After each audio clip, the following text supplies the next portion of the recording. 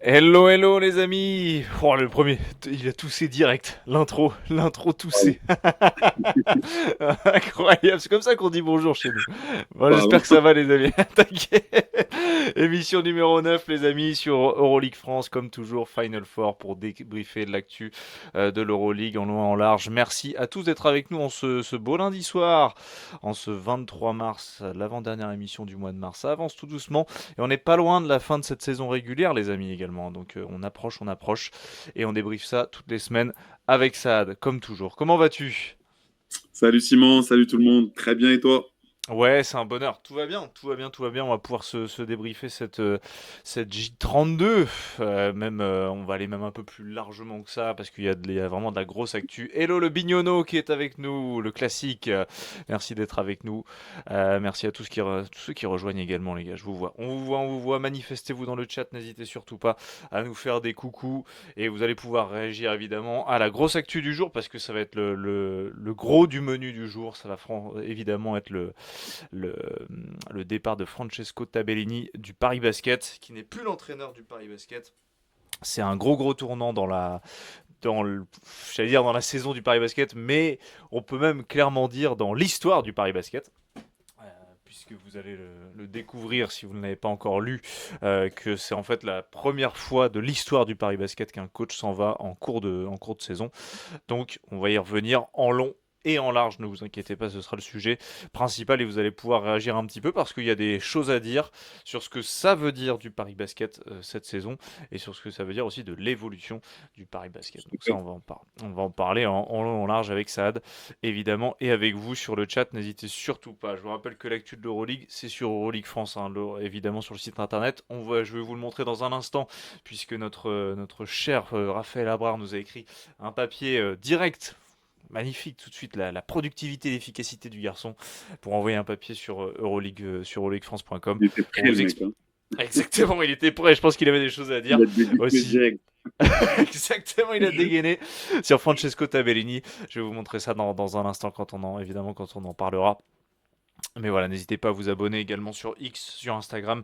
Les réseaux sont juste sur la gauche de votre écran, là, si vous regardez en direct sur Twitch. Donc n'hésitez surtout pas. Snorky est là également. Hello le Snorky. Avec plaisir de retrouver les fidèles de cette émission. Émission à retrouver évidemment en replay sur YouTube parce que je sais qu'il y a des grands replayers. Et d'ailleurs, je salue C'est Paris Bébé sur Twitter, avec qui j'échange assez régulièrement. Et là, je lui avais dit, bon, viens dans le chat, parce que c'est le moment, en fait, là, on va parler du Paris Basket à fond, donc viens dans le chat. Mais il m'a dit qu'il regardait plutôt en replay, donc je le salue, s'il nous regarde en replay ici, et tous les Parisiens également qui vont peut-être nous regarder en replay. Ben, les amis, on va pouvoir y aller. Je vais vous expliquer aussi ce petit programme, hein, ça, parce qu'on a un beau programme quand même, hein.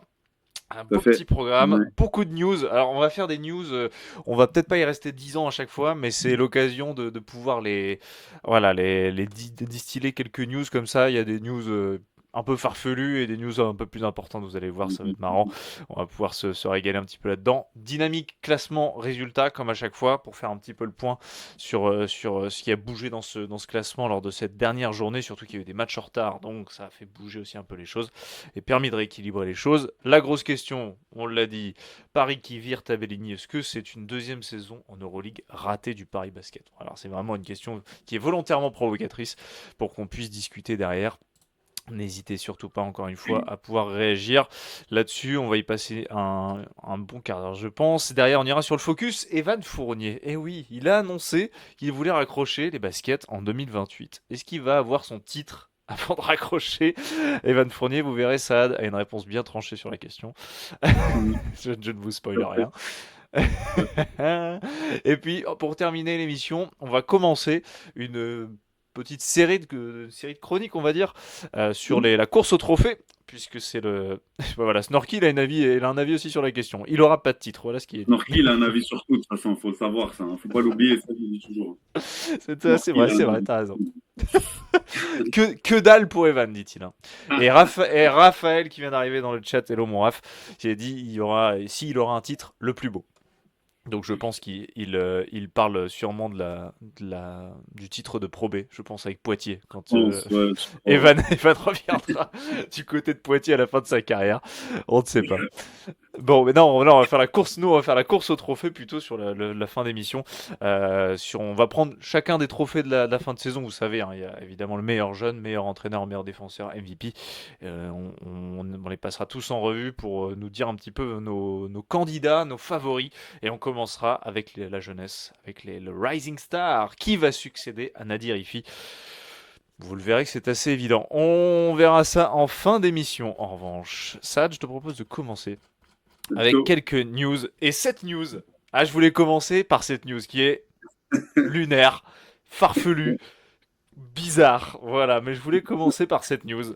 Vous l'avez sans doute vu. Vous l'avez sans doute vu passer parce que c'est n'importe quoi. Un vétéran français Ouais. aurait marqué 106 points dans une rencontre de 4ème division de vétérans. On a appris ça ce week-end, c'était complètement lunaire. Je vais vous mettre un screen aussi de la chaîne Court Cuts que vous connaissez évidemment sûrement pour mettre de nombreuses vidéos sur le basket amateur et qui nous régale. Et là, il y a une vraie photo donc de ce mec qui s'appelle Frédéric Milojica. Voilà, dans ce match entre Trappes et Fontenay-le-Fleury. C'est le folklore, j'adore ça. Et il aurait mis 106 pions avec 33 3 points, donc 99 points inscrits via des 3 points. C'est Je sais pas n'importe si quoi. c'est vrai. C'est n'importe quoi. C'est n'importe quoi. Franchement, cette histoire, en fait, ce qui est marrant aussi dans cette histoire, c'est que, euh, en fait, dans le même week-end, c'est-à-dire que là, il y a 1 ou 2 jours, ce week-end-là, en fait, c'est-à-dire le même week-end qu'on a eu ce monsieur-là qui a mis 106 points, on a un mec en Finlande, en U18, qui a pareil dépassé les 100 points. J'ai pas le chiffre en tête exact, Je mais crois qu'il est pareil, en 103. championnat U18, il a dépassé les 100 points.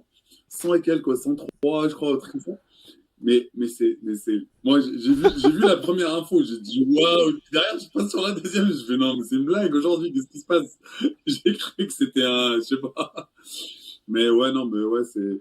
En fait, bon, après, voilà, ces championnats vétérans, mais il faut les mettre quand même, les gars. 100 points. Le mec, 106 il a eu le points. Non, culot mais il de faut prendre mettre déjà. 33 3 points. Apparemment, en plus, là, vu les stats, parce qu'il y a il y a une feuille de match qui existe, hein, elle est là, hein, vous la voyez devant les yeux. Bah oui. Elle existe. Apparemment, bon, là, elle est un petit peu loin peut-être pour ceux qui regardent, mais il est à 33 sur 36 à 3 points. Le mec aurait raté que Énorme. 3 points en mettant 33. Enfin, yeah. Énorme. C'est lunaire. Et le score C'est énorme. 185 à 20. Apparemment, l'équipe adverse est venue à 5. Voilà. Pas 20, non, mais sérieux, 185. Je ne sais pas qui croire. Je ne sais pas Moi qui non plus. croire. Ouais. J'ai Ah, l'impression qu'on. qui se manifestent, hein. Oui, Si mais jamais oui, ils qui voient notre. viennent. Qui nous le disent, hein. Qui viennent dans l'émission, voilà. Voilà, mais franchement, avec grand plaisir, mon Fred. Voilà, Frédéric, tu viens et on en discute en fait, voilà. Pour savoir si c'est totalement vrai. J'espère que c'est vrai pour toi parce que c'est quand même grandiose. Mais voilà, si tu nous regardes, on t'embrasse et t'es le bienvenu dans l'émission pour nous expliquer ce grand moment. Voilà pour cette intro sur les news qui, voilà, on voulait faire un petit clin d'œil parce que c'est quand même complètement lunaire et fou. Mais voilà, c'était assez marrant. Petit crochet évidemment marrant pour débuter ces news en douceur, les amis. Son nom de famille fait penser à des pays qui marquent souvent à 3 points. Ah, j'adore ce commentaire de Snorky dans le chat. C'est pas faux, c'est pas faux. Ça, c'est Donc, raciste, non. Ça, c'est raciste. Ça, c'est raciste. Ça veut dire quoi? c'est Ça veut dire qu'avec mon nom de famille, je peux pas mettre que 3 points? Ça veut dire quoi? ouais, c'est limite, ça me paraît limite un peu ce qu'il est en train de mettre Snorky dans le chat, voilà. Bon, ouais, les amis, je vois que vous rejoignez à ce moment-là. Vous inquiétez pas, on va parler d'Euroleague. Eh oui, je t'ai vu jouer ça, dit-il, Snorky. Ouais, je sais. Je Apparemment, tu peux pas sais. mentir. Bon, merci à tous ceux qui Donc, rejoignent, voilà. les amis. On va parler Euroleague tout de suite. Fini les blagues, évidemment. On va commencer avec les news, les vrais, même si Fred, incroyable, bravo encore pour cette perf. Ouais, Je vais bravo. commencer par une news toute chaude, Saad, parce que avant de commencer l'émission, je l'ai rajouté un peu dans les moments. C'est Rich Holmes qui est apparemment écarté du groupe pour affronter Dubaï, avec donc évidemment Rich Holmes, pivot du Panathinaikos. Dixit Apparemment, Ataman. ouais, Dixie Ataman apparemment Dixit écarté. Ataman, ouais. Et Taman aurait dit bon, on va prendre des décisions bientôt. Donc ça sent quand même la fin pour Rich Holmes, hein, qui a pas joué face à Bah, Zvezda. c'était c'était prévu, hein. C'était prévu, c'était prévu. Donc, forcément, je veux dire, avec ce qui s'est passé en championnat il y a 15 jours, après cette défaite où il s'est fait descendre par Ataman, et derrière il a réagi, sa femme elle a réagi sur Twitter aussi. Donc la question est devenue trop grande. Moi j'ai vu beaucoup trop de supporters du Pana aussi qui ont réagi à ça et qui ont trouvé inadmissible aussi sa réaction. Même si moi j'approuve pas non plus que Ataman, qu'un coach te jette comme ça en pâture devant les médias, mais il aurait pas dû réagir. Mais puis je pense que de toutes les façons le retour de Mathias avec Kenneth Ferid qui fait du bon taf, je pense que là ça y est, la doublette elle est trouvée sur le poste 5 et que finalement ils ont plus besoin de Holmes. Alors est-ce que c'est pas une tactique aussi de le faire sortir de ses gonds pour le tout simplement le virer? Ça Ouais, ouais. m'étonnerait pas de Ataman. Mais voilà. En tout cas, oui, Ataman l'a dit tout à l'heure et il disait que maintenant que c'était une situation entre lui et le club, ça veut dire Exactement. forcément sous-entendu en train de négocier la fin du bail, quoi. C'est fou, hein. Bon, bref, on était parti d'un temps sur une triplette de pivots absolument extraordinaire entre le sort Farid et Aichon Holmes. On va se terminer finalement en autre boudin avec un Aichon Holmes qui va partir en boudin. Pour rappel, hein, Ergin Ataman, il aurait dit après une rencontre Our centers, especially Richard Holmes, are sleeping on the court. Donc voilà, tout simplement dit, apparemment ça pionce sur le terrain. Donc c'est C'est quand même pas. n'importe quoi. Moi, je trouve ça Ouais, n'importe quoi. Je trouve ça c'est quand pas même la la bonne folie de dire chose ça, de hein. dire. Oh, Exactement. Tu peux lui dire en passe, tu peux le dire en privé dans les vestiaires, tu peux lui rentrer dedans, mais tu jettes pas un joueur en pâture comme ça devant les médias. Moi, je trouve ça Ça, inadmissible. ça c'est Sauf si, vraiment la sauf politique si d'un club. vraiment, voilà, C'est enfin, catastrophique. bref. Ouais, Mm. vraiment, je suis d'accord. Snorky qui dit futur champion d'Europe, apparemment, le Pana, hein. C'est ce que dit Snorky. Et Saad va devoir présenter ses excuses. Non, je présenterai jamais mes excuses à Ataman, même si je suis champion d'Europe, comme quand ils étaient champions d'Europe il y a 2 ans, et que j'ai continué de dire que Ataman n'était pas un bon coach. Et bravo à lui s'il gagne, mais ça ne veut pas dire que c'est le meilleur coach en Europe aujourd'hui. Désolé Ouais. pour Snorky. Et je sais que Snorky, tu partages mon avis, donc arrête de faire semblant. Bon, la suite. Injury report un petit peu les amis, parce que on a une. Bon, alors, il y a une très bonne nouvelle et une vraiment mauvaise nouvelle pour le coup. On va commencer par la bonne, parce que ça fait plaisir et parce que je l'avais pas vu venir. C'est Arnaud dans la team chez nous qui nous a prévenu, notamment en nous envoyant ce tweet. Mustapha Fall, le pivot donc de l'Olympiakos, serait apte, Saad. Eh ben, franchement, je l'avais pas vu Bon venir pour courage, le hein. coup. Bon Bon courage, courage, Bartzokas, hein. Moses Wright. Moses Wright, n'importe quoi. Merde, putain, j'ai un trou. Si, non, Non, pas Tyreek Moses Jones. Knight, Tyreek Jones, pardon. Tyre Jones, Méga trou. Milutinov Milutinov. et, Pardon, hein. et notre ami qui était à Monaco juste avant. Pareil, j'ai oublié son Oui, nom. Don Towel. Putain, Devant Don Towel. Towel, ouais, c'est ça. On va bien arriver. Bon, non, mais Mais c'est quand même fou, hein. Donc, Mustapha oui, Fall, bah, ouais.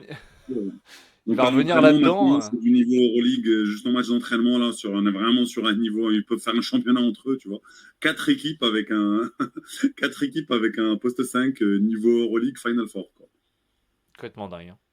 Complètement dingue. C'est On complètement rappelle fou, la que raquette. Mustapha Fall, quand même, il a vraiment une. C'était vraiment un des meilleurs pivots d'Euroleague à un moment. Un mec, je pense, qui est difficile, un des mecs les plus inarrêtables, peut-être au poste. Vraiment un des joueurs les plus impressionnants à ce niveau-là. Donc, clairement, ça fait du bien de pouvoir le retrouver, l'international français. On a hâte de voir comment il va revenir physiquement. On sait que c'est vraiment de plus en plus Exactement. dur parce qu'il enchaîne les Exactement. blessures quand même, hein, ça depuis plusieurs Et années. C'est quand même c'est, compliqué, hein. et c'est des postes 5 avec de la taille et du poids. Et cette morphologie-là a toujours un peu plus de mal, entre parenthèses, à récupérer des blessures qu'un autre poste. Donc il faut attendre déjà. Je pense pas qu'il sera dans le rythme tout de suite. Et puis bah, maintenant, je pense que l'idée, c'est de le préparer pour les playoffs et le Hmm. Final Four. Mais en tout Ouais, cas, la raquette, elle est monstrueuse. Elle fait peur. Elle fait c'est vraiment clair. peur. C'est clair du côté de l'Olympiakos. On rappelle un 2,18 m pour Mousfal, forcément. Un grand gaillard, on se rappelle.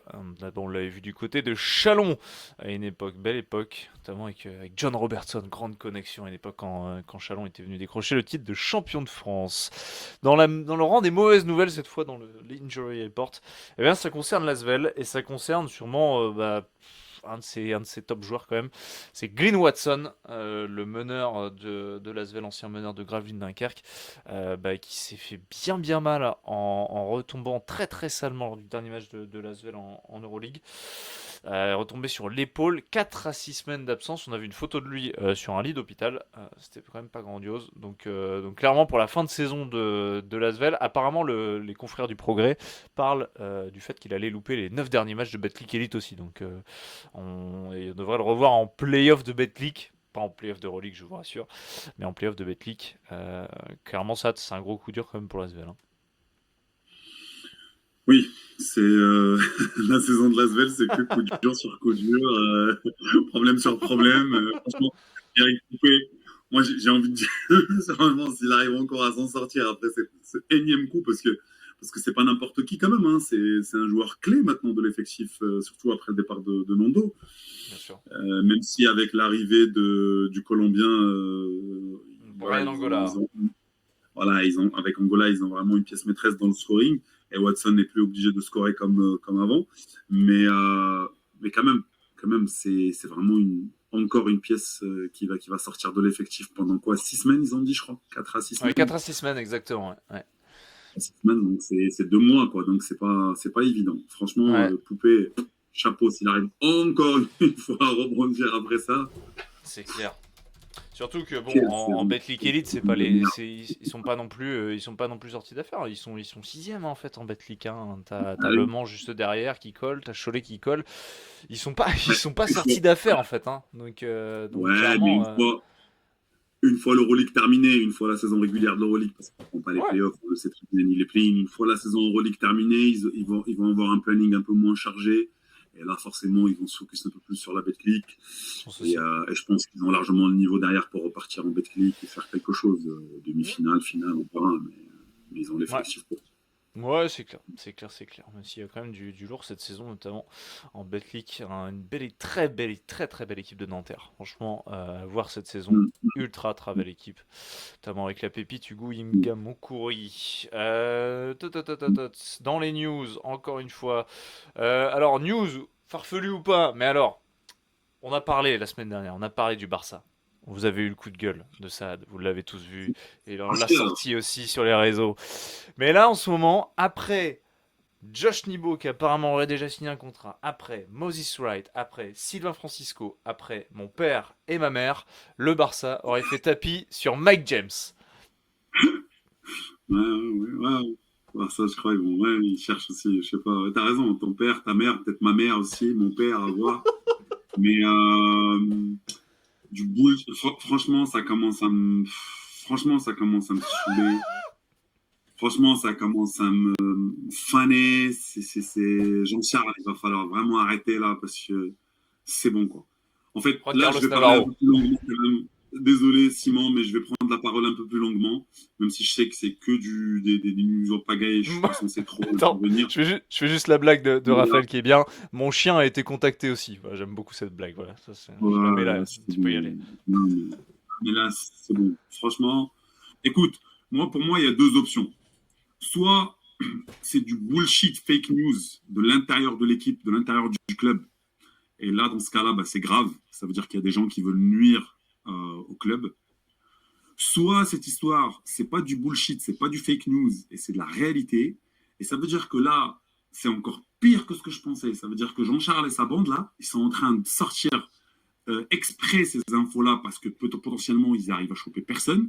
On le sait que de toutes les façons, l'année prochaine, le Barça va partir sur un gros poisson. On le sait. D'accord. Ça, on sait très bien.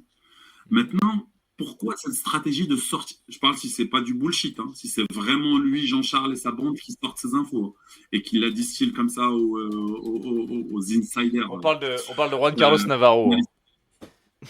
Faut Ouais, perdre les gens. mais il Faut pas mérite perdre les pas gens. d'être appelé Juan Carlos. Moi, ouais, bref, je vais pas partir sur des conneries là, mais non, mais Juanca, faut vraiment arrêter. Et ça veut dire quoi? Ça veut dire qu'il n'arrive pas à choper quelqu'un, il n'arrive pas à voir un joueur, du coup il est en train juste d'envoyer comme ça des infos. Cette histoire, elle est vraiment préjudiciable pour la saison du Barça déjà là, et même pour le futur. Si c'est ça le cas, vraiment, si c'est ça le cas, si c'est ça la réalité, c'est vraiment grave parce que là, il est en train de foutre en l'air la saison actuelle. On le voit comme l'équipe n'est plus focus. Hier, une humiliation totale à domicile contre le Real. Je ne sais pas si on se rend compte, les gens sont partis au début du quatrième carton, ils sont partis. Ouais, le La salle, Classico, elle hein. s'est vidée au début du quatrième quart-temps au Classico hier à domicile à Barcelone. Humiliation absolue. Tout le monde est choqué. Enfin, enfin, les joueurs ne sont plus focus à un moment donné. Tu t'arrêtes pas de dire qu'on va changer toute l'équipe. Mais pourquoi tu le dis? Ferme-la. On le sait très bien que tu vas changer l'équipe. Les gens, ils sont pas cons. On voit très bien qu'il y a des gens qui arrivent en fin de contrat. Mais laisse-les au moins, laisse le coach au moins, comment dire, sortir le mieux de cette équipe-là. Parce que cette équipe-là, oui, elle est vieillissante. Oui, elle n'a pas de niveau pour aller très loin. On le sait, tout ça. Mais laisse le coach au moins sortir le mieux. Laisse les supporters ne pas se faire humilier comme ils se sont fait humilier hier contre une machine du Real Madrid. Déjà qu'il y a un gap énorme entre les deux clubs et entre le Barça et beaucoup de clubs top en Euroleague. Si en plus de ça, les joueurs ne sont pas focus à cause de tout ce que tu es en train de sortir là sur les médias, bah, tu fous en l'air encore plus la saison, quoi. Et moi, je trouve que c'est vraiment, vraiment un coup de gueule. En tout cas, moi, en tant que supporter du Barça, je trouve ça inadmissible. Je trouve ça honteux. Et si le président n'intervient pas, là, l'histoire, elle va mal se terminer. Franchement, Mm. c'est dommage pour un joueur qui était une légende du Barça. Il est en train de salir son image et c'est dommage pour lui. Soit il sort, il parle, il nous explique ce qui se passe, soit il arrête ses conneries, mais il faut faire quelque chose. Il n'y a aucune communication, il n'y a rien qui se passe. On est en train d'entendre des joueurs à droite, à gauche. Et comme j'ai dit encore une fois, les joueurs actuels sont en train, ça y est, ils sont en train de. Alors oui, il y a eu la victoire à Valence la semaine dernière, mais c'est des coups. C'est des coups. Tu sens très bien que c'est des coups. C'est voilà, c'est le secteur intérieur, il est devenu alors inexistant. Les trois là, bah, on en parle matin et soir, on dit que c'est fini, ils vont partir. Alors vire-les maintenant, vire-les maintenant. Enfin bref, moi je trouve que c'est honteux et il faut que la direction du Barça intervienne parce que là c'est vraiment n'importe quoi. Bon, les trois gaillards à l'intérieur, évidemment, Yann Vezeli, je pense aussi évidemment à Willy Hernan Gomez, forcément, et à Youssoupha Fall. Vous voyez, hein, le Barça 10e avec 18 victoires, 14 défaites. Derrière, Dubaï, toc toc, on est là, on arrive juste derrière. Donc attention, forcément, ces Barcelonais qui sont en train de foutre en l'air également leur saison. Merci à tous ceux qui rejoignent, je vois que ça rejoint, les amis. Vous avez peut-être entendu ça sur le Barça. N'hésitez pas à mettre aussi vos petits avis ainsi là-dessus, hein. On a envie de savoir aussi ce que vous en pensez autour du Barça et un peu ce cirque-là depuis quand même, depuis cette saison en fait. C'est vraiment une saison un peu cirque, à part le début de saison où on pensait que ça pouvait cliquer. Ça devient un cirque cette saison. Je te propose qu'on aille un petit peu plus vite peut-être sur le reste des news, notamment une des news qui était vraiment sympa. C'est dont on parlait la semaine dernière et qui est désormais officielle. C'est la prolongation de Nate Rivers du côté de Valence, un des top joueurs et une des clés aussi de ce Valence qui est actuellement dans le top 5 de cette Euroleague. Donc clairement, signature logique, prolongation logique. Un autre qui devrait être prolongé aussi, Saad, c'est pour le moment des rumeurs. On voit Wade Baldwin qui devrait être prolongé. Voilà, c'est ce qui est dit aussi un petit peu partout. On parle de 2 ans également supplémentaires du côté du Fenerbahçe pour l'arrière américain qui joue peut-être le meilleur basket de sa carrière actuellement. Donc clairement pas illogique aussi de le voir là. C'était un des hommes clés du titre la saison passée. Il a clairement passé un cap. Donc pas étonnant de le voir aussi à ce moment-là. Et derrière, ça pour terminer les news aussi, Nando De Colo qui franchit une barre assez symbolique, la barre des 350 matchs, voilà, en Euroleague. Je pense qu'il ne doit pas être bien loin du top 10, hein, Saad, hein, parce que Bravo notre Nando. Nando, ouais, Ouais. ouais, il doit pas être bien loin du top 10, hein, parce que je regardais tout à l'heure en préparant, Yann Vezeli, dont on parlait il y a quelques instants, eh bien, lui a atteint la barre des 406 matchs en Et Euroleague. Il est donc c'est cinquième. pas fini.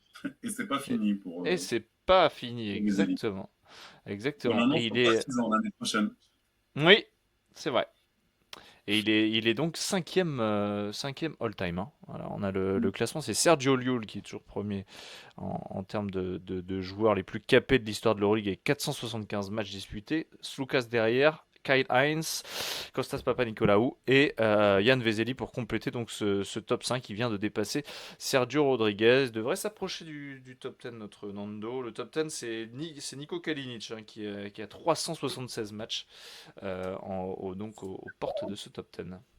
Ça dépend parce que Nando a quand même dit que si jamais il gagnait le titre en 26 ans, il disait qu'il allait arrêter. Mais à voir. À voir. À voir, à voir. Nous, on n'aimerait pas qu'il arrête, mais c'est voilà, à voir. On aimerait tous qu'il reste encore un peu notre Nando. Mm. Nicolo Melli prolongé également, nous dit Bignono. Oui, Ouais. j'avais vu aussi des petites choses là-dessus. Ouais, ouais, ça m'étonne pas. Par Nicolo contre, Melli, pareil. Raphaël, Raphaël a mis causeur à 357. Ça, c'est une info du coup. Je pense que du coup, bah, Nando va sûrement dépasser Causeur. Ah, ouais, ouais, ouais. On espère qu'il devrait le Pour le dépasser coup, avec sauf le blessure. Final Four. Final Ouais, Four, sauf blessure, je pense que playoff, ça Final devrait être Four. bon. Je Ouais, t'as les pense. playoffs, t'as 3 matchs, minimum 3 matchs en playoffs, Là, plus il en ce qui reste reste. de saison régulière. Je pense que c'est bon. Ouais, je pense aussi. Il devrait le battre. Il en reste 6. Il en reste 6 matchs Plus 3, dans ça la fait 9. saison régulière. Donc ça devrait le faire pour Nando, pour potentiellement rentrer là-dedans. On va sur les dynamiques et les résultats avant d'aller évidemment sur le gros sujet Francesco Tabellini. Qu'est-ce que tu voulais, tiens, je vais commencer comme ça. Qu'est-ce que tu veux ressortir de ce 32e round ça, qu'est-ce qui t'a plu et en termes de dynamique peut-être aussi, quel match t'a plu un petit peu? Alors, le match, ouais, le match qui m'a plu, moi personnellement, j'ai vu, enfin, il y a 2 matchs qui m'ont plu. Alors j'en ai vu 4 cette semaine, mais il y a 2 matchs qui m'ont plu vraiment. C'est le Zalgiris Real et le Pana Zvezda. Je trouve que vraiment c'était encore une fois des gros matchs, des matchs serrés. Alors le Zalgiris Real, comme d'habitude, comme à l'aller, encore une fois, il joue sur les dernières séquences. Par contre, j'ai envie de parler aussi de Monaco Hmm. qui finalement est en train de. Alors j'ai vu une info qui est sortie là dernièrement Blossom Game qui disait qu'il faut arrêter de parler, on a été payé. Maintenant, Ah, il faut se remettre au boulot. Donc je sais pas ce que ça vaut, mais voilà, merci Jared de nous donner voilà. merci de nous donner des news. Peut-être qu'il a reçu le RIB, peut-être qu'il a reçu le virement tout seul, hein, j'en sais rien, mais Merci en pour tout la cas, force est transparence. de constater en tout cas, force est de constater que cette équipe de Monaco est quand même en train de lever la tête hein, de sous l'eau. Ouais. 2 victoires dernièrement en Euroleague. Hmm. C'est pas facile non plus. Alors oui, les fesses, c'est pas foufou en ce moment, mais bon, ça reste quand même une belle équipe Ils ont sur le remonté, papier où hein. tu vas gagner.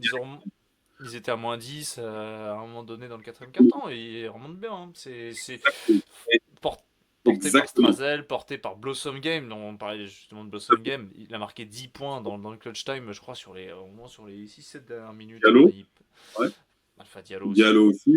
Bégarin. Les trois, tout à fait. Bégarin qui continue tout à fait, qui continue de nous surprendre.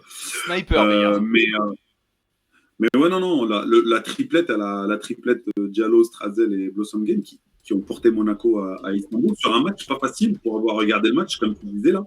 C'était vraiment pas évident. Ça se joue sur le quatrième carton. Et donc, ouais, bah, Monaco, peut-être qu'ils vont nous faire mentir et qu'ils vont rester dans le top 10. Hein. Et puis, c'est tout le mal qu'on leur souhaite. C'est tout le mal qu'on leur souhaite, en tout cas, Oui. pour le basket français de toutes les façons. Donc, et puis bah j'ai regardé un Barça Valence le Barça qui s'en sort, mais encore une fois sur un coup d'éclat et un match vraiment pas fou, hein, des deux côtés, une adresse Ah, dégueulasse. terrible, hein. Vous le voyez le Euh, score. 66-62. bon, C'était pas beau, hein. C'était vraiment pas beau, ça courait dans tous les sens, on dirait un match U18. Ça partait dans tous les sens, ça balançait dans tous les sens, mais ça mettait pas dedans. Et le Barça juste profiter, on va dire, des 2 dernières minutes, ou même de la dernière minute, pour mettre dont un de la part de Clyburn, qui a fait passer le Barça devant, et derrière, ça s'est joué sur des fautes. Donc, mais un match pas fou. Et puis le partisan qui confirme encore une fois Continue, hein. son retour en forme. 3 Attention, victoires le de partisan suite. sur les tout à fait. Et puis sur les derniers matchs, surtout, il y a une nette amélioration défensivement. C'est plus la même équipe. Hein. Non. C'est plus la même équipe. Et il faut savoir que dans le defensive rating, donc comment on Efficacité calcule défensive, hein. le rate de l'efficacité défensive, ils sont passés premiers sur les, je crois que c'est Ouais. sur les 10 derniers matchs, ils sont Sur passés les 8 premiers. derniers, c'est souvent ce que mettent les copains de Clutch Data notamment, et qui sont très forts à chaque fois sur les data en Euroleague. Effectivement, sur les 8 derniers matchs, c'est effectivement le Partizan qui a pris le lead du defensive rating. Ça veut dire beaucoup de choses, clairement. Et on voit ce Partizan remonter tout doucement, et peut-être qu'ils vont se faire un milieu de tableau. Voilà, faut remonter jusqu'à la Ouais, 14e alors, place, histoire de sauver la saison un ouais, petit peu. tout à fait. L'honneur, on va dire, c'est sauver l'honneur. Je pense que l'honneur, il va être surtout sauvé avec le prochain derby, le 2 ou 3 Oui. avril, je sais plus, mais pas cette semaine, la semaine prochaine. Ah, là tu mets, je crois que c'est... Ouais. Derby de Attends. Belgrade, je crois que c'est le 2 ou le 3, le jeudi ou vendredi, je ne sais Je plus te vérifie ça, quel. je te vérifie ça. Oui, c'est Mais bien le 2, effectivement, à 20h. retour en forme du partisan, et puis le Pana qui sauve, qui en tout cas sauve le game à domicile, parce que le Pana maintenant ils sont que sur des finales, attention, et puis bah, qui se sauve avec des individualités. Encore une fois, Kendrick Nunn, NHD, c'est eux qui sauvent la team. 20 Et points encore chacun. une fois, voilà, on peut me dire ce qu'on veut. Oui, Nanani, Ataman, il a joué small ball avec Hernan Gomez et NHD. Ouais, ouais, ok. Bah, il n'avait pas le choix, en fait. Le sort était à la ramasse un petit peu. Il est un peu dans le creux. Après un bon premier match, c'est normal. Et puis, bah, Kenneth Farid, voilà, quoi. Donc, ça n'a rien à voir avec. C'est pas Ataman qui a sorti sa tête, hein. Donc, faut arrêter. Et Kendrick Nunn, c'est que sur des exploits individuels. NHD, c'est que sur des exploits individuels. Et ils ont sauvé le game. Hmm. Et tout le mal que je leur souhaite, c'est qu'ils aillent au moins en playoff et qu'on voit les Final Four avec le Pana, parce que sinon, ça n'aura pas le même sens, pas le même goût. On le sait, hein.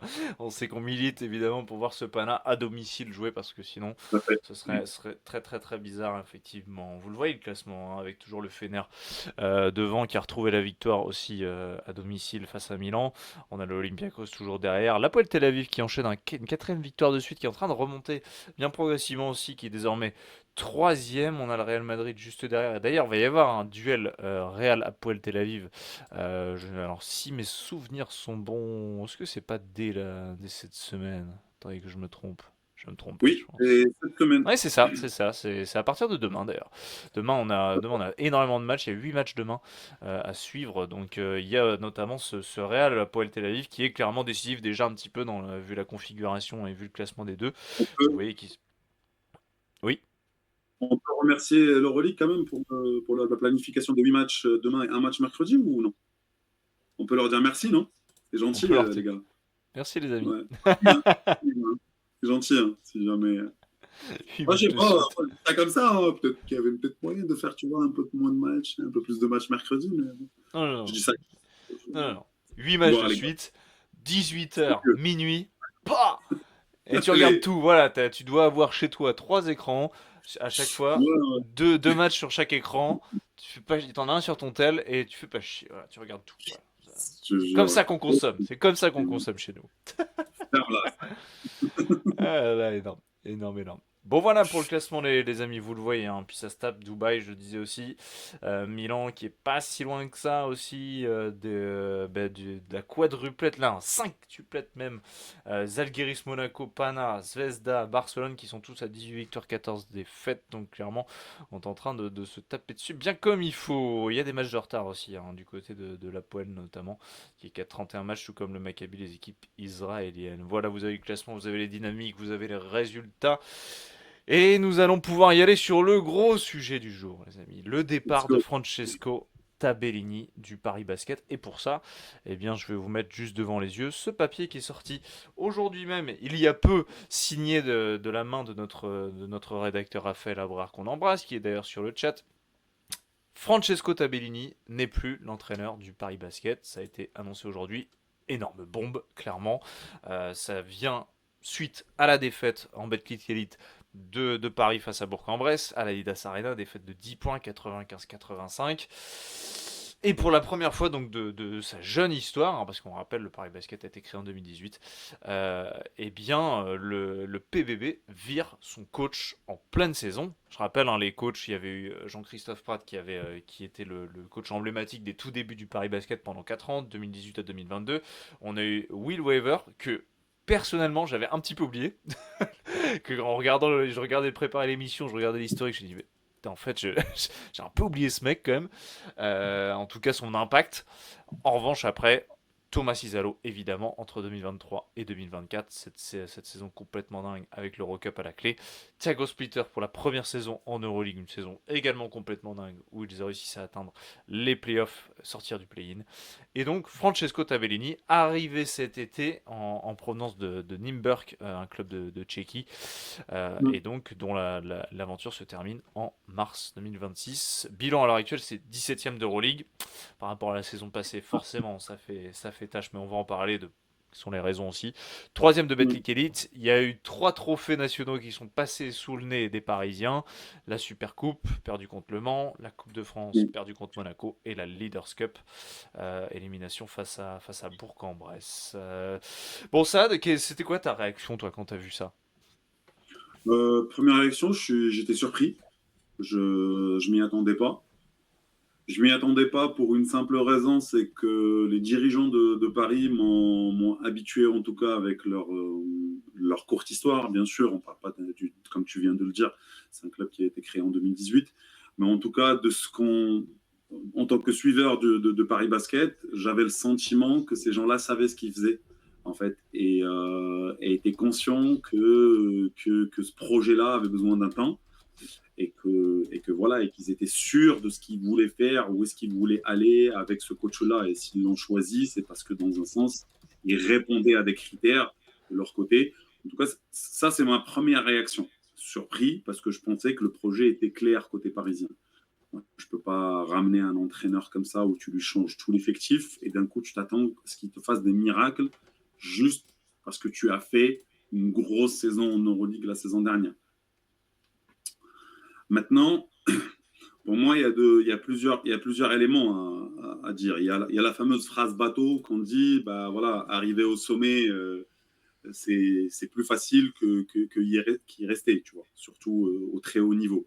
Durer dans le top niveau, c'est toujours plus difficile que y arriver. Ça, on le sait, ok, ça reste une phrase bateau, mais c'est réel. Hmm. C'est réel, c'est pas évident. Ouais. Confirmer, c'est toujours plus difficile. Donc, l'année dernière, Paris a fait une saison énorme en Euroleague. Ils ont fini aussi par gagner la Betclic contre une grosse machine qui a été finaliste de l'Euroleague, qui est Monaco. Monaco.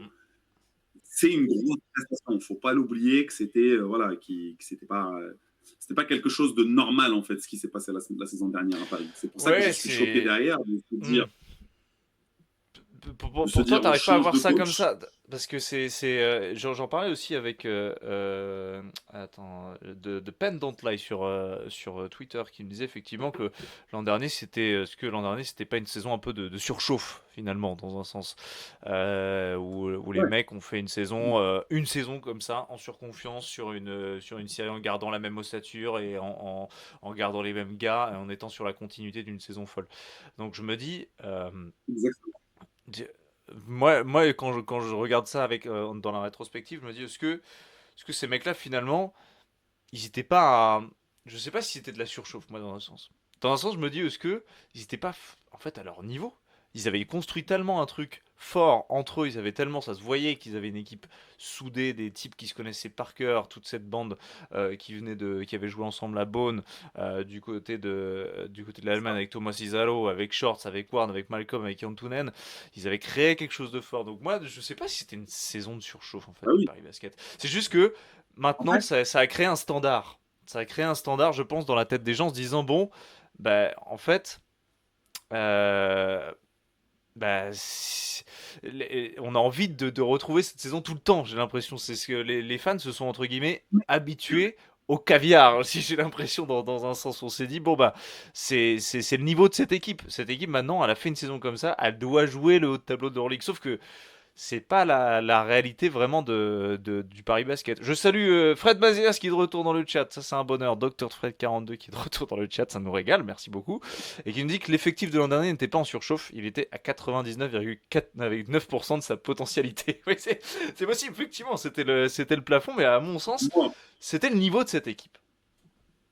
pour moi, ce qui s'est passé l'année dernière à Paris, c'était pour moi le bouquet final d'un projet qui a duré pas seulement 2 ans, parce qu'il a duré 2 ans à Paris, mais il faut savoir que que le noyau dur de cette équipe, en plus du coach, ils viennent déjà de Bonn, comme tu viens de le dire. Donc, ils avaient déjà 2 saisons de vécu à Bonn. Derrière, ils viennent à Paris. Ils continuent, entre parenthèses, de vivre ensemble et de construire ce truc-là. Et finalement, ils arrivent à cette apothéose-là, au bout de 3-4 ans, qui se termine à Paris avec ce titre-là et avec cette saison play-off en Euroleague. C'est pour ça que j'étais étonné qu'un fan se dise qui connaît pas très bien le basket ou qui connaît pas très bien le sport de haut niveau, entre parenthèses, un fan basique qui se dise ouais, bah moi, mon équipe l'année dernière, elle a fait play-off Euroleague, j'attends encore une fois qu'elle fasse play-off Euroleague cette saison. Ça, j'ai envie de dire, c'est normal, c'est un comportement de fan normal. Mais toi, en tant qu'Amarassi, en tant que président de club qui connaît un peu le basket de haut niveau, j'espère, en tout cas, Omar Sy. je parle de Cannes, et Amarassi, et Omar Sy, voilà. Omar Sy, mais alors je parle pas de Omar Sy.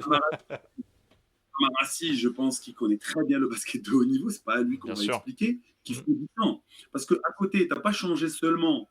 Parce que ce qu'il ne faut pas oublier aussi, c'est que l'année dernière, ok, il y avait Splitter, mais l'année dernière, il n'y avait que Splitter qui a changé.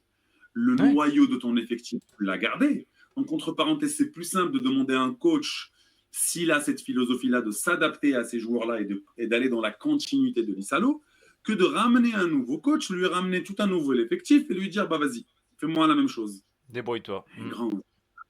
C'est pas. Enfin, c'est là où c'est intéressant. C'est là où c'est intéressant. C'est faire la même chose. Ça, moi, je retiens de ça dans ce que tu as dit. Parce que j'ai l'impression aussi que le Paris Basket, cette philosophie de jeu ultra rapide qui a révolutionné, entre guillemets, la saison d'Euroleague la saison passée. C'était une révolution quand même en Euroleague, cette façon de jouer. Et d'ailleurs, ça a drôlement bien marché. Ça a surpris de nombreuses équipes. Sauf que tu peux pas reproduire ça à l'infini avec des joueurs dont tu te dis ils ont le profil. Enfin, pour moi c'est pas reproductible à l'infini. Après c'est que mon avis, mais à mon sens c'est ça. Et c'est ce que dit aussi Fred dans le chat. Il dit impossible de reproduire cette philosophie de jeu aussi là en repartant sans les leaders et donc sans TJ Short, sans ça. Donc ça c'est effectivement c'est vrai. Ils ont perdu le 5 majeur comme dit Raph. TJ Short. Le remplacer, c'est très dur. C'est très dur. Et donc, on remarque que on peut pas cliquer comme ça en se disant bon, bah, on va ramener un coach qui, sur le papier, ça, on s'en rappelle, hein, quand le coach est arrivé, c'était un coach normalement qui collait à l'identité Paris Basket. C'était un coach qui coachait notamment Namburg en Tchéquie. Et c'était apparemment une des équipes qui jouait le plus rapidement d'Europe. Et donc, c'était aussi pour ça que David Kahn avait jeté son dévolu dessus. Sauf que lui, c'était un jeune coach en termes d'expérience aussi. Il avait pas beaucoup d'expérience. Hein. Si je me l'étais noté aussi, mais bon, il avait une courte expérience, notamment c'était Prague et Nürnberg. Donc clairement, c'était un énorme pari pour ce coach italien de 42 ans. Et derrière, on lui file un effectif qui a changé. Il y a eu 10 départs, si je me souviens bien, notamment dans l'effectif. C'est énorme. C'est extraordinaire. C'est monstrueux. Et donc, le virer en mars, c'est fou. Oh, c'est choquant. Moi, ça me surprend. Franchement, ça me surprend. Je ne veux pas dire que c'est choquant parce que voilà, c'est pas le mot. Mais ça me surprend parce que je pensais vraiment qu'ils étaient conscients de la tâche qu'attendait ce coach-là. Alors, encore une fois, on n'est pas à l'interne du club. On ne sait pas ce qui se passe. Est-ce que, par exemple, la fameuse phrase, est-ce que les joueurs n'ont pas lâché le coach on sait aussi comment ça se passe. J'en sais rien. C'est pas en tout cas le sentiment qu'on a quand on voit cette équipe jouer ces derniers temps, même avec la défaite contre la JL hier. Hein. C'est pas le sentiment qu'on avait. Mais c'est ce que dit Fred. Fred nous dit dans le chat que effectivement c'est la BetClick aussi qui plombe pas mal le club. Hein. Enfin, qui a pas mal plombé aussi Tavellini. Oui, mais encore une fois, tu sais, moi j'ai envie de revenir sur cet aspect de philosophie que tu as dit, Simon, que je trouve très intéressant. Parce que aussi, la philosophie du Paris Basket. Et déjà, le Paris Basket, faut arrêter, ils ont 7 ans de vécu, ils n'ont pas 40 ans, tu vois, c'est pas. Je te donne un exemple pour les gens qui connaissent un petit peu le foot, et toi, t'en es un, hein, tu suis beaucoup le foot. Et moi aussi, en tant que grand fan du Barça, on connaît le Barça, on connaît dans le Barça Foot, on connaît son identité de jeu et on connaît sa philosophie de jeu. D'accord ? Tu peux regarder l'historique du Barça depuis cette fameuse philosophie de jeu qui vient de l'époque de Cruyff. En fait, ils n'ont jamais réussi. Ils réussissent seulement, en fait, cette philosophie-là, ils réussissent à la mettre en place seulement quand ils ont de la base, le noyau qui est issu du club. D'accord ? Ça veut dire quoi, issu du club ? Ça ne veut pas dire En fait, issus du club, ce qu'il y a derrière, ça veut dire qu'ils ont du vécu, ces gens-là, sur cette fameuse philosophie de jeu. Ça ne veut pas dire forcément issus du club. En fait, c'est issus du club parce qu'ils ont, ce vécu de cette philosophie-là, parce qu'ils le font depuis le jeune âge, en fait. Parce que c'est pas facile de venir comme ça un joueur, parce que tu l'as vu dans une vidéo, tu vois qu'il joue rapide, machin. Ah, ça y est, tu dis, lui, il va coller avec mon truc. Rappelle-toi, encore une fois, j'aime bien rester sur cette comparaison avec le Barça Foot pour peut-être les gens qui ont ce suivi du foot peuvent comprendre un petit peu. Il y avait beaucoup de joueurs qu'on avait identifiés comme compatibles avec le jeu du Barça, mais ils n'ont Ouais, jamais réussi. Je te donne l'exemple de Coutinho dernièrement, ouais, Coutinho, qu'on ouais. avait pris au Barça. Il n'a jamais réussi, le mec. Il y a plein de joueurs comme ça, Dembélé, il y a plein de joueurs comme ça qu'on pensait à un moment donné coller avec cette philosophie, Mhm. mais ça n'a jamais collé en fait. Pourquoi? Parce que bah, c'est pas comme ça, c'est pas en cliquant, tu vois. Moi, j'aurais voulu que le Paris Basket ait un peu cette humilité. C'est là où j'en veux un petit peu, enfin, c'est pas que j'en veux, c'est là un petit peu le point négatif pour moi. C'est peut-être pas tomber dans cet extrémisme de vouloir absolument, tu vois ce que je veux dire, rester sur cette philosophie de jeu. Peut-être avec un peu d'humilité, dis bon, ce joueur-là, peut-être qu'il colle pas exactement, je me suis peut-être trompé, entre parenthèses, peut-être qu'il colle pas parfaitement à cette philosophie. Ben, viens, on va lui demander autre chose un peu différente qui colle un peu plus comment dire, avec son profil Mhm. et qu'on puisse en être efficace parce qu'à la fin, dans le sport de haut niveau, à la fin, c'est le résultat qui compte, les gars. C'est oui, je vais me contredire concernant Ataman, mais finalement, c'est oui, la victoire, elle est aussi importante en fait. Sinon, bah voilà quoi. C'est donc oui, ok, philosophie de jeu, mais si tu continues de perdre, on fait comment? Tu vas continuer constamment. Maintenant, si tu as un projet clair et net et tu te dis c'est pas grave, je peux perdre cette saison, mais moi je vise l'année prochaine, je prépare sur 1 an, 2 ans, là oui, là je suis d'accord. Et c'est ce qui Mhm. s'est passé avec le Paris dernièrement, de TJ Short. Ça n'a pas cliqué dès le premier coup, les gars, hein. Ça a pris 1 an, 2 ans, et moi je dis même 3 ans avec le cycle de Bonn pour arriver à cette apothéose qui s'appelle Playoff d'Euroleague et champion de France. Ouais, ouais, je suis assez d'accord, mais après c'est vrai que quand tu vois une philosophie marcher et tu te dis que tu as envie de la reproduire, t'as envie de la reproduire à fond la caisse, mais en fait moi je pense qu'il y a aussi un truc peut-être que les dirigeants réfléchissent comme ça, je sais pas, mais il y a un peu un... On a du mal à passer à autre chose, j'ai l'impression, Paris Basket là. On a vécu un âge fou. Enfin, et le club est tout jeune, il a même pas 10 ans, il a 8 ans. Ils ont vécu un moment complètement lunaire dans l'histoire du club, une montée spectaculaire et absolument fou en termes d'évolution. Et tout d'un coup, enfin, ils ont atteint une sorte d'apothéose effectivement avec ces playoffs d'Euroleague. Et derrière, donc, enfin, là, quand tu te prends ce mur-là pour la première fois, ah, forcément, ça fait un petit peu mal, mais tu le vois pas forcément venir quand tu enchaînes autant et Oui, aussi bien les choses. oui, mais quand Euh, tu as un projet clair et net, quand tu as un projet clair et net, je suis désolé Simon, mais ça fait partie du management aussi. Quand tu as un projet clair et net et que tu restes sur ta timeline en fait, et que tu t'attends un petit peu, ça fait partie aussi de la gestion des risques d'un projet. Tu sais qu'à un moment donné, peut-être que ça va être difficile, mais c'est pas au moment où c'est difficile où tu dois tout de suite dire bah vas-y, ah, ça marche pas, vas-y, je change de coach. Alors encore une fois, on n'est pas à l'intérieur du club. Peut-être qu'il y a des choses que eux ils ont vu que nous, on n'est pas en mesure de voir. Moi, c'est ce que je dis toujours. Un coach, il peut pas être jugé que sur les résultats. Il faut juger aussi sur le travail qu'il fait au quotidien. Et ça, hmm. c'est Amarassi qui est le plus proche, on va dire, de ce travail de jour le jour pour le juger. Moi, je parle juste de l'extérieur comme ça. Je me dis qu'un projet comme ça peut pas tenir sur 6 mois, 1 an. C'est un projet qui doit tenir sur 2 ans, voire 3 ans. Quand tu changes complètement d'effectif et je suis désolé, mais en termes de qualité d'effectif, on n'est pas sur une qualité dégueulasse. Parce qu'on vient de Ah le dire non, là, dans le je chat, vois dans le moi je suis chat, hein, complètement d'accord avec Snorky. Tout à Robinson. fait, moi je suis complètement d'accord avec Snorky. Robinson, c'est une sacrée pioche.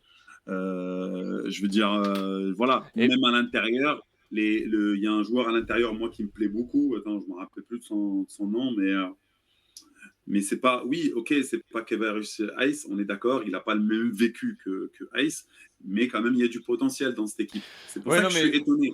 mais je suis d'accord moi aussi avec Fred sur certains choix aussi. Effectivement, Kevarius Ace, il a pas du tout été remplacé. Momo Faye, c'est peut-être un des joueurs qu'on peut citer, dont on parlera peut-être en fin de vidéo quand on parlera des Rising Stars. Mais Mm. c'est pas du tout ce niveau-là en fait. On en est encore loin. Mais c'est jeune. Et puis Ouais, Mais bien c'est sûr, tout jeune, jeune, tout Simon. jeune, tout jeune, Tu tout dois jeune, être tout jeune. patient. Mais du coup, oui, je suis d'accord. Je suis d'accord Ah avec toi, oui. mais du coup, tu l'as pas remplacé. Du coup, t'as pas remplacé ton Bah, Big 5. donc tu sais que le mec, il va pas être au même niveau tout de suite. Ouais, C'est bien ça ce que je sûr. dis. Ouais, bien sûr, Ben je suis oui. d'accord. Je suis Sinon, d'accord. sinon, bah, va me chercher quelqu'un, tu serais parti chercher quelqu'un avec le même niveau d'expérience que Ace, et là, ok, tu vas dire, bah maintenant, je veux que tu délivres tout de suite, en fait, tu as le même niveau d'expérience. Tu vas chercher mon faille qui a un potentiel, mais qui est très jeune, on parle du Rising Star encore une fois, c'est-à-dire le mec, il a 22 ans, 21 ans, c'est un 2004-2005, et quoi, tu veux qu'il délivre comme Ace tout de suite? Ah Ah non, non, non, bien sûr que non, bien sûr que non. Il y a aussi un autre sujet dont on n'a pas parlé, effectivement, et Fred a raison, sur le véritable rôle de Nadir Rifi. On parlait, il y a eu une progression. Il y a eu une progression claire et nette de Nadir en création, etc. Effectivement, un petit peu plus, parce que beaucoup plus mis en position de meneur de jeu. Sauf que moi, je suis d'accord avec Fred, c'est pas un meneur de jeu, et on le voit de plus en plus, de toute manière, que c'en est pas un. C'est effectivement plus, je suis encore d'accord, un combo. Et là, on l'a Mhm. beaucoup vu en position de numéro un. Et en fait, euh, ça rejoint aussi que ce garçon-là, bah, aujourd'hui, est-ce qu'il a vraiment trouvé son rôle dans cette équipe alors que c'est censé être le go-to guy et ton leader? Ben, j'ai pas l'impression, en Il fait. part, il part, Ouais, il ouais, faut je qu'il pense parte. aussi. On va dire, il faut qu'il parte. Je pense pas que. Je pense que c'était une erreur. Je pense que c'était une erreur de mettre autant d'argent que ça sur lui. Je pense que pour lui, même pour lui, c'est mieux qu'il parte. Et voilà. Et je pense qu'il est. Je pense que oui, je suis d'accord avec le fait de se dire c'est pas un vrai poste un. Pour moi, c'est plus un combo 1-2. Oui, il peut jouer avec un autre meneur. Et je rejoins aussi ce qui vient d'être dit là, parce que l'année dernière, déjà, on en parlait à un moment donné sur la fin de la phase aller. On disait tout le monde était surpris un petit peu par cette équipe parisienne qui jouait très vite, avec ses rotations incessantes, un pressing tout terrain tout le temps. Et encore, ils en font moins dernièrement. Ils en font Mais encore, mais avec ouais, Valence, cette équipe qui voilà. presse encore tout terrain, ce sont ces deux Mais équipes-là. et puis l'année dernière, on se disait, après la fin de la phase aller, on disait, mais maintenant c'est bon, les gens ils vont commencer à connaître, ils vont commencer à s'adapter, etc. Mais le jeu était tellement bien en place, les mecs ils se connaissaient tellement bien qu'ils ont réussi quand même, malgré que le fait que les coachs d'en face préparaient leur match correctement et essayaient de contrecarrer ça, ils ont réussi quand même à trouver des failles et de la lecture autour de ça pour quand même continuer à gagner. Là où cette saison, ben voilà, il n'y a pas de vécu entre les mecs, il n'y a pas, voilà, il y a pas assez d'expérience même au niveau Euroleague entre les mecs. Donc finalement, bah, les coachs ils s'adaptent, les équipes d'en face sont moins surprises et tu trouves moins de solutions aussi pour contrecarrer ça. Je suis Donc d'accord. Ça, c'est pour évident. moi, Ça, c'est évident. c'est pour ça que je reviens à ce que je dis. Pour moi, il y a deux choses. Un, c'est peut-être être un peu moins têtu et avoir peut-être, voilà, essayer de s'adapter un petit peu et ne Ouais. pas rester dans cet extrémisme de se dire je vais copier-coller exactement ce qui se passait avant avec Splitter et Nimalo. Ouais. Voilà, et aussi c'est un projet avec un nouveau coach, avec un nouvel effectif et il faut être patient. Et il faut être patient sur 2-3 ans et pas sur 6 mois. Malheureusement, Et même en Belgique. les dirigeants du Paris Basket n'ont pas été patients. Donc, on le rappelle, Francesco Tabellini remercié. Et c'est Julius Thomas, donc, qui est l'ancien adjoint de Lizalo, qui avait été promu associated coach cette saison, l'Allemand de 28 ans seulement, qui va prendre les rênes par intérim de l'équipe jusqu'à la fin de saison. C'est ce qui a été annoncé par le Paris Basket et David Kahn. Il devient donc le plus jeune entraîneur de l'histoire de l'Euroleague, clairement.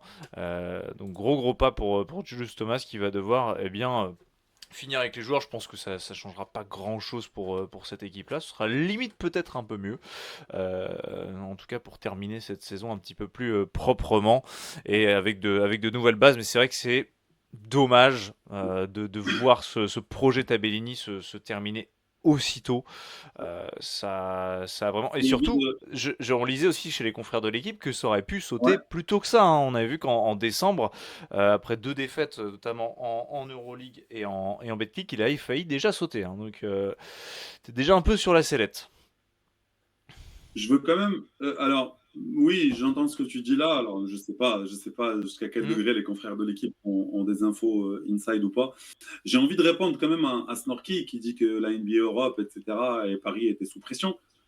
Comme ça, encore une fois, hein, de l'extérieur. et des infos qu'on a, etc., j'ai pas le sentiment que le choix sur la NBA Europe se porte sur la partie sportive. Tu vois ce que je veux Non, dire? ouais, Moi, non, j'ai le non, non. sentiment quand même que la NBA Europe, c'est une histoire de grande capitale, c'est une histoire d'argent, d'investisseurs, etc.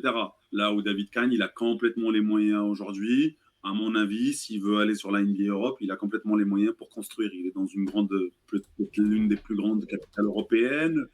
Voilà, et il a quand même des connexions au niveau NBA. Voilà, il peut trouver des investisseurs, etc. Donc, honnêtement, j'espère que Paris ne se sent pas sous pression. Alors, sauf s'il y a d'autres choses, d'autres éléments que j'ai pas. Hein. Mais voilà, pour moi, il n'y a pas de cette pression sportive par rapport à la NBA Europe. C'est ça ce que je veux dire. Je comprends. Moi, je suis assez d'accord avec ça. Apparemment, de ce que nous dit Bignonot, on a vu passer des rumeurs, comme quoi il y aurait des rumeurs. Très bon coach. Jaka Lakovic, Très bon ouais, coach. le coach de Grande Canaria, Très bon coach. le Slovène, Très bon effectivement, coach. coach vraiment intéressant, Très bon coach. ancien international Tout à fait. slovène. Donc, ce serait pas trop Tout mal. à Hein. fait. Il est notamment entraîné du côté de C'est un Bilbao joueur du et Barça. Ulm, ouais, aussi, ouais, ancien meneur de jeu. Voilà. Pourquoi pas?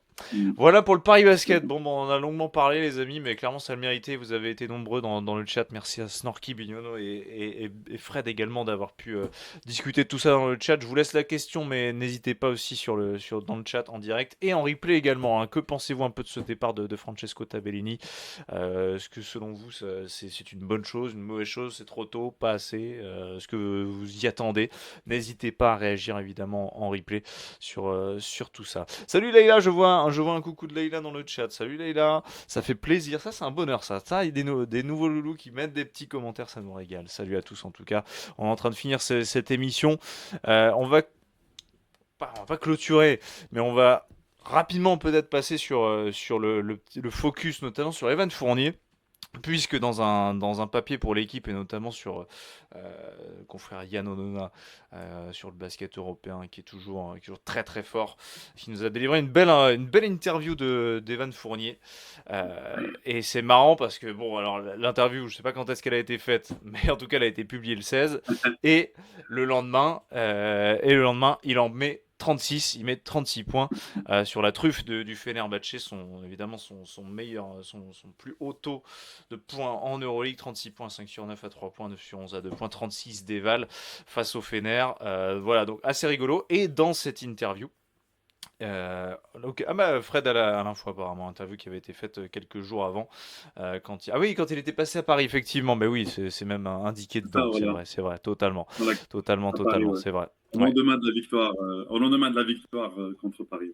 Ouais, exactement. Vous la voyez, cette interview, je vous la mets devant les yeux ici, avec cette photo un peu intimiste, là, elle me fait rire cette photo. Je pense que je termine ce contrat et je raccroche, c'est ce qu'il nous avait dit, c'est ce qu'il nous a dit en tout cas. Assez marrant, à la fois je m'en doutais et ça me fait un truc quand même, parce que je trouve ça assez tôt, Ouais, hein. bah, Il dit en 2028. Donc le contrat, ouais. il Ça lui parle fait du quel contrat âge? avec l'Olympiakos. Hein, et là, il a Oui, 33 oui, ans. oui. Ça lui fait quel âge en 2028? Ça va lui faire. C'est quoi, Evan? C'est un 80. Ouais, c'est un 92. C'est 92. un Là, il arrive sur les 92. 34. Il va avoir 37 du coup. 36. 36. 36 en 2028. Il explique ça en disant qu'il veut passer du temps Oui, avec sa 36. famille, etc. Ce qui est louable et ce qui est normal. Hein. Il ne faut pas oublier que la carrière des gens comme ça, à ce niveau-là, très très haut niveau de Evan, c'est pas évident. C'est beaucoup de Surtout qu'il a sacrifices, beaucoup etc. bougé. Hein. Et il a beaucoup voilà, bougé. La NBA, je rappelle que c'est un planning extraordinaire. Mais ouais, je pense que oui, je pense que c'était peut-être un peu attendu parce qu'on a commencé un petit peu déjà son retour en Europe, etc. On a compris qu'il préparait un petit peu sa fin. Mais du coup, ouais, tu veux que je réponde quand même à la question parce que j'ai un avis tranché, non? Ah oui, ma question, parce que oui, j'ai lié ça Ouais. à une question C'est question de effectivement. réponse. La question c'est, est-ce qu'il va décrocher un titre avant 2028, enfin en tout cas jusqu'à 2028, est-ce qu'il va décrocher un titre? Alors, en Euroleague déjà, Saad. Roulement de tambour, non. Voilà. Voilà, Non, merci pour voilà. l'analyse. Abonnez-vous. Non, mais je suis pas. Enfin, non, mais on rigole, on rigole un petit peu, mais je veux dire, voilà, je suis pas non plus. Tu vois, j'ai pas une boule de cristal. Je pense qu'on est tous d'accord pour s'accorder que l'Olympiakos fait partie des favoris. On est d'accord. Maintenant, moi, mon sentiment, c'est que je ne pense pas que l'Oli va aller au bout. Pour moi, comment dire, mon favori numéro un, et je pense que cette saison, on va briser la malédiction du premier de saison régulière qui va gagner le titre. Quoique, on ne sait pas. Peut-être qu'ils ne vont pas finir premier de saison régulière, le Fener aussi. Hein. Mais en tout cas, pour moi, les favoris sur un Final Four, ça reste le Fener. Ils ont l'expérience, ils ont le coach, ils ont tout ce qu'il faut, ils ont du matériel au niveau de l'effectif. Et sur un match sec, parce que je rappelle que le Final Four, c'est autre chose que les playoffs, hein, parce que là, on est vraiment sur un match sec où tu n'as pas le droit à l'erreur, où il faut arriver bien préparé. Et pour moi, il n'y a pas mieux que Jasikevicius pour bien préparer les matchs sur un match sec. Et quand il a du matos, difficile pour moi de le battre. Et derrière, il y a aussi, j'enterrerai jamais le Pana, ni le Real Madrid, bien entendu. Ça, c'est des clubs que tu peux pas enterrer, le Pana, parce qu'ils sont chez eux. Maintenant, l'Oli fait partie des favoris, donc voilà, on verra. Donc, j'ai juste donné mon ressenti. Ça ne veut pas dire que j'ai pas une boule de cristal et je détiens pas la vérité absolue. Donc, mais on lui souhaite, hein, et à Evan, voilà, en tant que grand basketteur français, parce que moi, personnellement, j'ai un immense respect pour lui. Alors, je sais qu'il y en a beaucoup dans la planète basket qui ne l'aiment pas parce qu'il dégage visiblement. Moi, personnellement, je suis pas un insider entre parenthèses de l'équipe de France ou je connais pas Evan personnellement, voilà.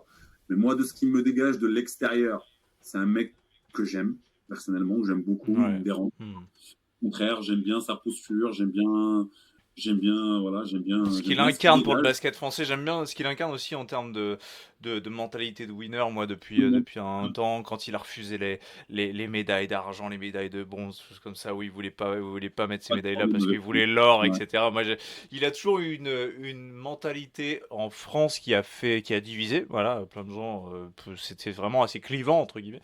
Mais moi, je suis comme toi. Je me range dans cette catégorie de gens qui l'apprécient quand même beaucoup.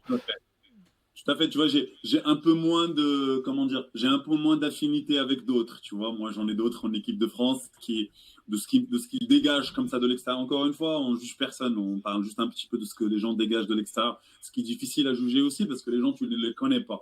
Moi aussi, toi aussi, Simon, n'importe qui, on dégage des choses de l'extérieur comme ça, les gens, ils vont pas aimer. Finalement, quand on te connaît personnellement, on va se dire, ah, tiens, je pensais pas qu'il était comme ça. Voilà, moi je parle de Evan. Moi personnellement, ça m'a même avec ce qui se passe à Loli ces dernières saisons, moi je trouve que c'est normal ces réactions. À un moment donné aussi, voilà, faut dire, je trouve que c'est humain les réactions comme ça. Et moi je kiffe les gens qui réagissent comme ça parce qu'on peut pas laisser les gens au bord du terrain faire ce qu'ils veulent non plus. Tu viens regarder un match, terrible moment. Doigt d'honneur, etc. Insupportable. Mais à un moment donné, c'est un être humain aussi, c'est un mec comme un autre. Enfin, je veux dire, voilà, il faut respecter le travail des gens qui sont sur le terrain. Et voilà, donc pour répondre à Raphaël qui dit que Bartzokas, c'est pas un coach de Final Four, ben oui, c'est pas un coach de Final Four. Il est venu te chauffer, il est venu te chauffer. Il est venu te chauffer un peu. Pour Evan, on va dire, on espère. Et pour nos Français, Evan et Francky. Mais ouais, non, Bartzokas, je suis désolé. Il a eu beaucoup trop d'occasions. À chaque fois, il a échoué. Et dans la construction des effectifs, je ne suis pas en phase avec ce qu'il fait à Loli. Donc, et puis même en termes de joueurs, je ne pense pas qu'ils ont les joueurs en termes de mindset.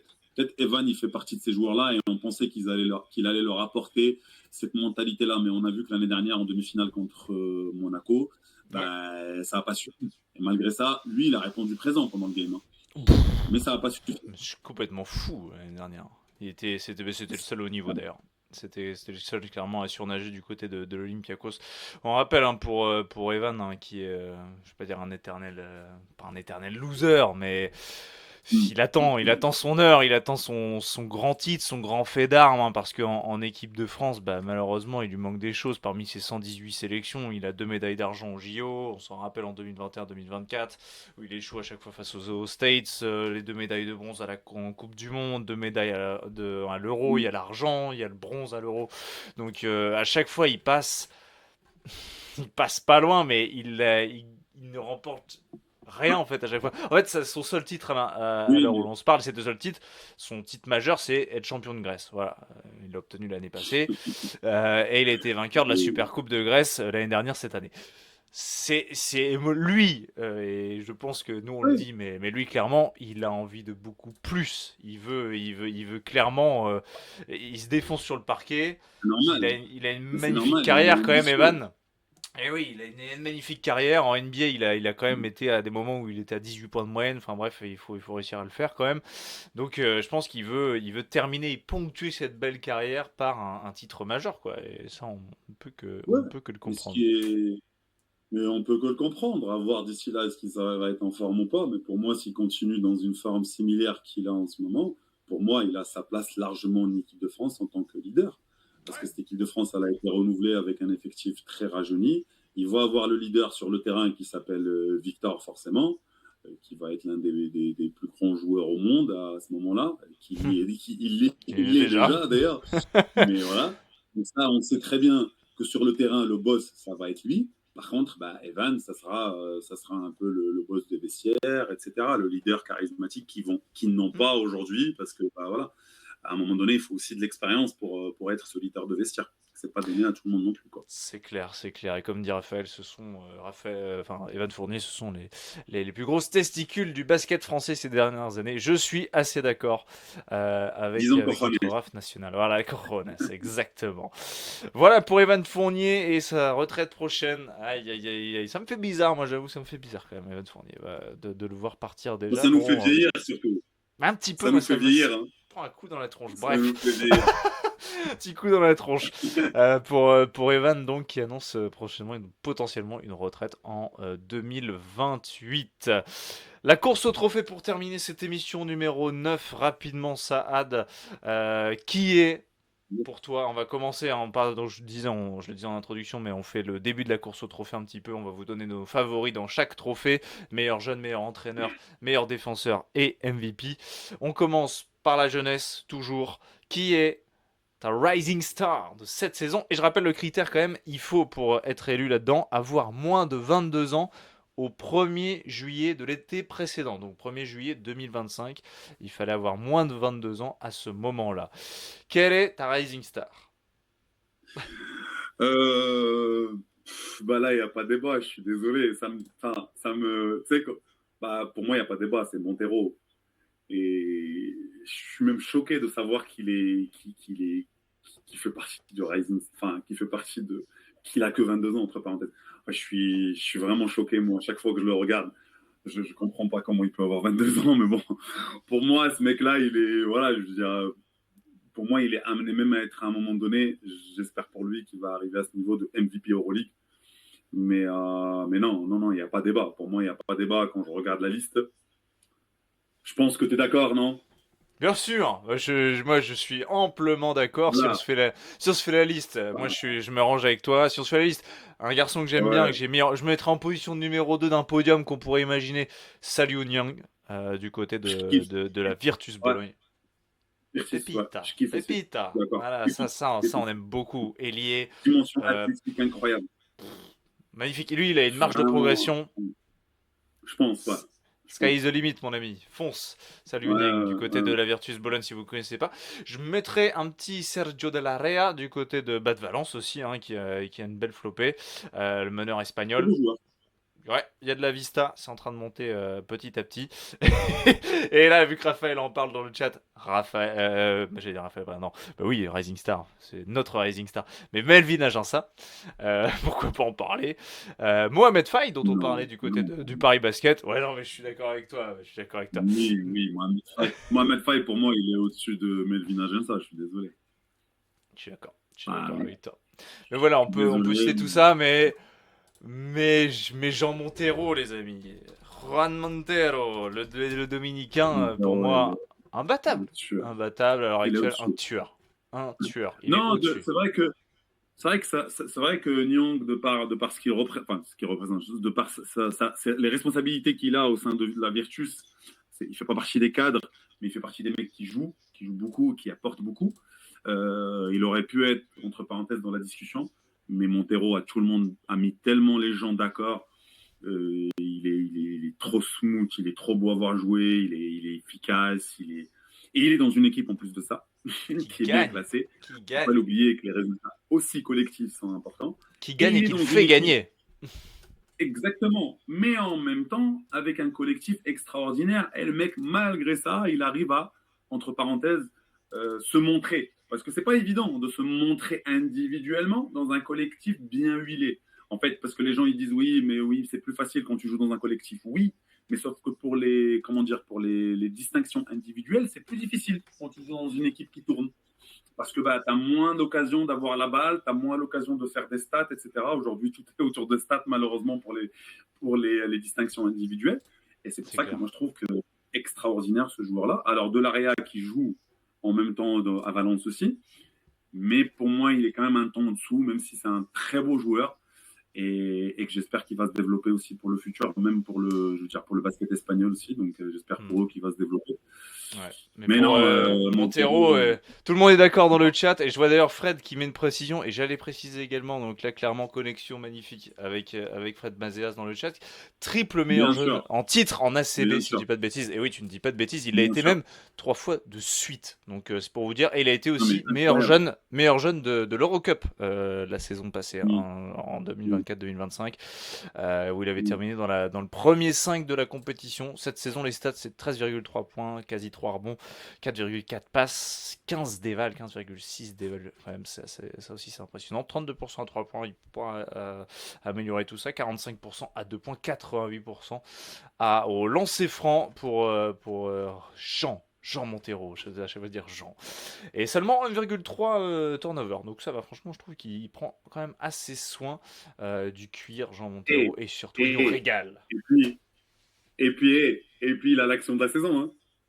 Waouh, le cross. Ah là là Notre, là là. notre ami Missy, tu s'en rappelles encore. Hein. Les chevilles de Vassili Micic s'en souviennent évidemment, cet énorme cross de Montero qui l'avait complètement Il mis a par fait une terre. IRM après, Missy. Parce qu'il paraît, il a fait une IRM après. Ça, c'est archi possible. Ouais, pour Jean Montero, c'est notre Rising Star et c'est le Rising Star de tout le chat également. Et c'est assez logique, sauf pour Raphaël Abrard qui souhaite que Melvin Aginsa soit MVP. Bon, Ouais, eh mais bien Raphaël voilà. Abraham, c'est parce que c'est un Lyonnais, c'est pour ça. Ben Un, oui. un petit mot quand même, un petit mot quand même sur Bologne, parce que moi j'ai noté de mon côté, je ne sais pas si vous avez remarqué sur les deux, trois derniers matchs, il y a un petit joueur, la Ferrari, Oui, Francesco Ferrari, oui, qui commence à se bien dit. montrer. C'est un joueur que j'ai découvert cet été lors du championnat, je crois que c'était U20 avec les Italiens. Hmm. Les Italiens qui vraiment font un travail extraordinaire en termes de formation, parce que là, il y a de plus en Ouais, plus de joueurs qu'on commence à voir. je suis d'accord. Et donc Ferrari, attention, il reste la saison prochaine à Bologne, et attention, 12 attention, il y a déval, hein. potentiel. Là, parce que- Hmm. Comment 12 déval contre le Partizan, 6,7 rebonds. Hmm. vraiment, vraiment, vraiment un très beau joueur aussi. Là, on a joueur là-dedans. Alors après, pareil, encore une fois, on rappelle, malheureusement pour nous, l'Europe, c'est difficile de garder les jeunes avec tout ce qui se passe en NCAA. Bah, c'est compliqué. C'est compliqué de les garder, donc c'est Non, dommage. mais je suis d'accord avec toi, je suis d'accord aussi avec Fred. Ferrari, il en a dans le moteur. Ça nous régale. Allez hop, je cherchais. Puis tout à l'heure, je cherchais, je me dis, putain, qu'est-ce que je vais dire à la fin pour renvoyer sur une bonne rêve sur Ferrari. Merci Fred, voilà, il nous la donne comme ça. C'est gratuit, quoi. Et d'ailleurs, Fred, je reprends un petit mot de tout à l'heure. Il nous a dit, quand on parlait de la vieillesse et d'Evan Fournier, il nous a dit, vous aurez bien vieilli quand vous commenterez des matchs et qu'il y aura plus que un ou deux joueurs moins jeunes que vous. Ouais, Ouais, ouais, je j'avoue. comprends. Merci Brian Doddston, voilà, ouais, tiens, enfin, effectivement. C'est un métier. Ouais, c'est complètement un métier. C'est clair. Bon, merci beaucoup de nous avoir suivis dans cette 9e émission. On s'est régalé. Voilà, gros sujet sur le Paris Basket que vous pouvez retrouver en long et en large, évidemment, en replay sur YouTube. On a bien discuté de ce gros sujet. Et ça va évidemment transporter, je pense, la fin de la saison aussi du Paris Basket, soit en Euroleague, que ce soit en Betclic Elite. Merci à Raph, merci à Fred Mazéas une nouvelle fois, c'est un honneur d'être passé dans ce chat. Merci à Snorky, à Bignono également qui ont mis des petits commentaires. Il y a également Malky que je n'ai pas salué, Leila, Tissam également qui a fait un petit coucou. Merci à tous d'avoir été là les amis. Merci Saad, on s'est régalé. Bonheur. Ciao les gars, ciao tout le monde. Merci Oui, beaucoup. Prenez soin de vous. Belle semaine d'Euroleague parce que clairement, il y a Double de week, quoi. Il y a une double week double de week. fou malade. Demain, il y a 8 matchs. Donc, préparez vos écrans, préparez tout là-bas. Mais mettez un, 2, 3, 4 écrans et suivez tous les matchs. Voilà, c'est ce que veut l'Euroleague. Ça n'a aucun sens. Les matchs à retrouver sur Euroleague TV. Je ne sais pas si Fred est toujours dans le chat et s'il peut nous dire s'il commente. Voilà en français sur Euroleague TV. Merci Fred. Voilà, attends, c'est facile, on se fait des passes avec Fred. Si Fred, Mais et puis si Fred qu'est-ce peut qui. nous expliquer, et puis si Fred peut nous expliquer la programmation, on est preneur, s'il vous plaît, Fred. Si vous avez des infos de Inside Euroleague, quand même, vous faites partie maintenant voilà, des commentateurs officiels de l'Euroleague TV. On aimerait bien comprendre pourquoi Incroyable. cette programmation avec autant de matchs un jour et un seul match le deuxième jour. Est-ce qu'ils veulent pas qu'on regarde les matchs? C'est quoi le problème? Bon Fred, bah, voilà, hein, allez, vas-y, hein, vas-y, je t'en supplie, mais réponds-nous si tu as la réponse. Mais en tout Ouais, cas, franchement, on est effectivement, preneur. pour les clubs français, sur Euroleague TV, si vous voulez retrouver les matchs, bien sûr, c'est commenté en français par Fred Mazéas et également Nils Onimus. Eh ben, Euh, tu es invité, Fred. Eh ben voilà, ah, c'est exactement ce qu'on voulait. Oui, tu es invité. Bienvenue à oui. toi la semaine prochaine. Prépare bien la question, par contre. Voilà, Oui, les gars. Donc, Fred. rendez-vous pris avec Fred. Semaine prochaine, on aura monsieur Fred Mazéas avec nous dans l'émission en live. C'est bon, Simon? Tu l'as bien C'est noté? exceptionnel, c'est exceptionnel. Allez hop, c'est exceptionnel. C'est exceptionnel, merci Sad. Voilà, hop, clairement, Merci, ça c'est Fred. calé. Magnifique, merci Fred d'avoir été là, super. Ah bah la semaine Magnifique. prochaine du coup, extraordinaire. Émission de roi, cette émission numéro 9. Merci Saad, bien géré. Allez, prenez soin de vous. Plein de gros bisous, merci Ciao. d'avoir été là, on s'est régalé. Et à la semaine prochaine avec Fred Mazéas, ça c'est grandiose. Prenez soin de vous, ciao ciao.